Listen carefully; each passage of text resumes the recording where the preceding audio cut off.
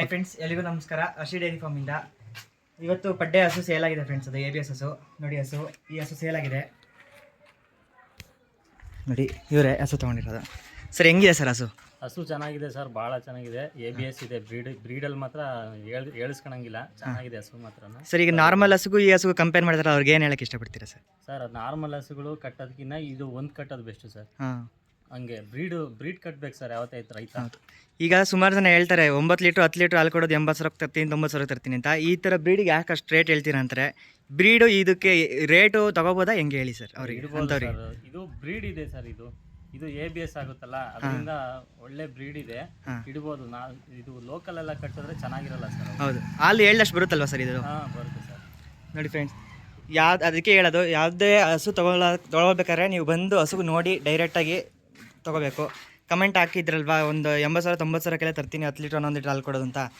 ಬಂದು ಲೈವಾಗಿ ಹಸು ನೋಡಿ. ABS ಹಸುಗೂ ನಾರ್ಮಲ್ ಹಸುಗೂ ತುಂಬ ವ್ಯತ್ಯಾಸ ಇರುತ್ತೆ ನೋಡಿ. ಇವ್ರಿಗೆ ಹಸು ಸೇಲ್ ಆಗಿದೆ. ಇದು ಫ್ರೆಂಡ್ಸ್ ಗಾಡಿ ಬಂದಿದೆ, ಅನ್ಲೋಡ್ ಫೀಡ್ ಹೋಗ್ತಾ ಇದೆ. ಫೀಡು ತೊಗೊಂಡಿದ್ದಾರೆ, ಹಸುನು ತೊಗೊಂಡಿದ್ದಾರೆ ಅವರು ನೋಡಿ. ನಾನು ಫಸ್ಟ್ ಕ್ಲಿಪ್ ಹಾಕಿದ್ನಲ್ಲ, ಅದು ನೆನ್ನೆದು. ಬಿಸಿಲು ತುಂಬ ಜಾಸ್ತಿ ಇತ್ತು ಅಂದ್ಬಿಟ್ಟು ಇವತ್ತು ಅರ್ಲಿ ಮಾರ್ನಿಂಗ್ ಬೇಗ ಹೊರಡೋಣ ಅಂದ್ಬಿಟ್ಟು ಹೊರಡ್ತಾ ಇದ್ದೀವಿ. ಫೀಡ್ ಹಾಕ್ಕೊತಿದ್ದಾರೆ.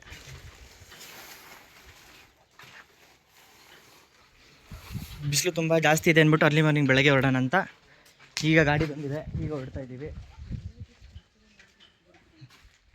ನೋಡಿ. ಇದೇ ಹಸು ಸೇಲ್ ಆಗಿರೋದು. ಇದು ಆಂಧ್ರ ಬಾರ್ಡ್ರಿಗೆ ಸೇಲ್ ಆಗಿರೋದು, ನಮ್ಮ ಕರ್ನಾಟಕ ಬಾರ್ಡ್ರು ಆಂಧ್ರಕ್ಕೆ ಸೇಲ್ ಆಗಿರೋದು. ಓಕೆ ಫ್ರೆಂಡ್ಸ್, ಗಾಡಿ ಲೋಡ್ ಮಾಡಿಬಿಟ್ಟು ತೋರಿಸ್ತೀನಿ.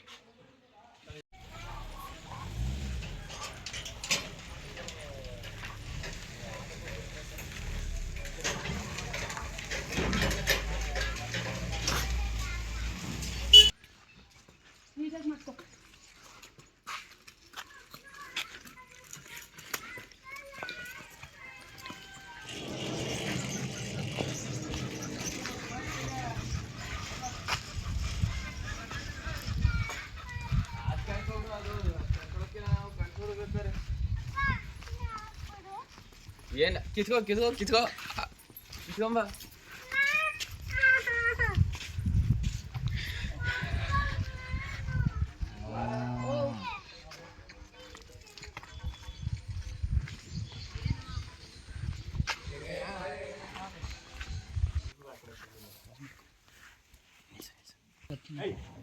ಮಾಡೋ ತತ್ತಿ. ಫ್ರೆಂಡ್ಸ್ ಈಗ ಲೋಡ್ ಆಗಿದೆ ಹಸು ಮತ್ತು ಫೀಡು 5 ಮೂಟೆ ಫೀಡ್ ಹಾಕೊಂಡಿದ್ದಾರೆ. ಹೋಗ್ತಾ ಇದೆ, ಲೋಡ್ ಆಗಿದೆ.